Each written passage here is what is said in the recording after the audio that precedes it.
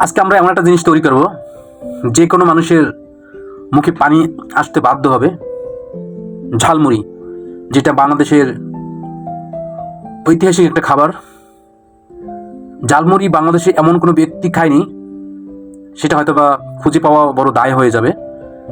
তবে ঝালমুড়ি খাওয়াটা কিন্তু আসলে হেলদি খাবার না বা স্বাস্থ্যকর নয়, কারণ এটা খাওয়া কিন্তু অনেকের গ্যাস্ট্রিক হয়। তারপরেও কিন্তু লোভনীয় খাবার, এবং বিখ্যাত বিভিন্ন জায়গায় কিন্তু ঝালমুড়ি মানুষ খেতে যায়, অনেক টাকা খরচ করে। আমরা আজকে ঘরে বসেই ঝালমুড়ি খাবো, এবং খুবই ইন্টারেস্টিং কিছু জিনিস দেবো, যেটা হয়তো বা কেউ কখনো দেয়নি। যেমন তার ভিতরে আদা দিলে কিন্তু ঝালমুড়ির যে মজা সেটা কিন্তু আরও দ্বিগুণ বেড়ে যায়। সুতরাং আপনারা মুড়িতে আদা দিয়ে খাওয়ার চেষ্টা করবেন, দেখবেন কেমন লাগে। যাই হোক, আপনার কী দিচ্ছি, প্রথমত আমরা পেস্ট কুচি করছি, তারপর কাঁচামরিচ, তারপর টমেটো, এখন দেখতে পাচ্ছেন লেবু দিচ্ছি। পাশাপাশি আরেকটা জিনিস না বললেই নয়, সরিষার তেল। সরিষার তেল না দিলে মনে হচ্ছে ঝালমুড়ি যে পরিপূর্ণতা সেটা আসে না। সুতরাং সেটা দিতে মোটো বলবেন না। দেখতে পাচ্ছেন আদাটা দিলেও কিন্তু টেস্ট বাড়ে। আপনারা অবশ্যই ট্রাই করে দেখতে পারেন। যেটা বাঙালির খাবার ঝালমুড়ি।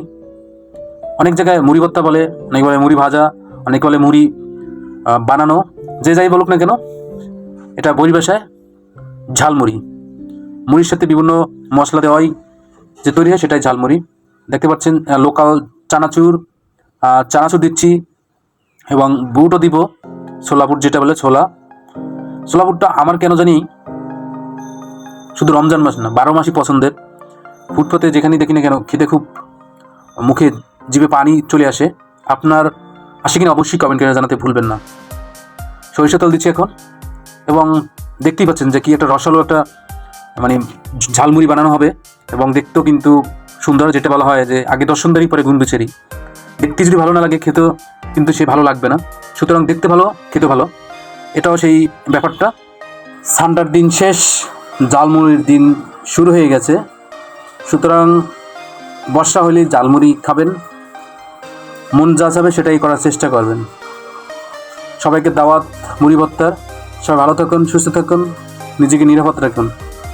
পাশাপাশি আমার ভিডিও যদি ভালো লাগে অবশ্যই লাইক কমেন্ট শেয়ার করতে মোটেও ভুলবেন না প্লিজ। আজ এ পর্যন্ত, বাই বাই, টাটা। সবাই ভালো থাকুন, সুস্থ থাকুন।